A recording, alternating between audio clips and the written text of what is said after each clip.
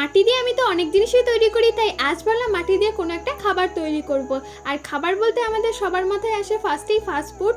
তো আমি এখানে একটা পিৎজা আর একটা বার্গার তৈরি করব। তো তার আগে আমি প্লেটটা তৈরি করে নিচ্ছি। আর প্লেটটা কিন্তু আমি গোলাকার শেপে তৈরি করছি না, আমি এখানে চারকোনা একটা প্লেট তৈরি করে নিলাম। তারপরে পিৎজাটাকে তৈরি করে নিচ্ছি। আর পিৎজা বার্গার কিন্তু দুটোই আমি ছোট ছোটই তৈরি করব। তো পিৎজাটা তৈরি করে নেওয়ার পর পিৎজার ওপরে যে চিকেন, ক্যাপসিকাম যা যা থাকে সমস্ত কিছু আমি মাটি দিয়ে তৈরি করে নিয়ে তারপরে বার্গারটা তৈরি করে নেবো। আর বার্গারটা তৈরি করার জন্য আমি কিন্তু এখানে মাটির টমেটো, মাটির পেঁয়াজ, মাটির বাঁধাকপি, এমনকি মাটির চিকেনও আমি বার্গারের মধ্যেই দিয়ে দিয়েছিলাম। আর বার্গারের ওপরে যে ব্রেডটা থাকে সেটাও আমি মাটি দিয়েই তৈরি করে নিয়েছিলাম। তারপরে শুকানোর জন্য রেখে দিয়েছিলাম। শুকিয়ে যাওয়ার পর এখন কালার করছি। প্লেটটাকে আমি রেড কালার করে নিয়েছিলাম। আর পিৎজা বার্গারটা কালার করে নেওয়ার পর রেড কালার ওপর দিয়ে আমি গোল্ডেন কালার দিয়ে ডট ডট দিয়ে দিয়েছিলাম। আর তোমাদের এই মিনি পিৎজা বার্গারটা কেমন লাগলো অবশ্যই কমেন্ট করে জানিও। ভালো লাগলে লাইক করে দিও।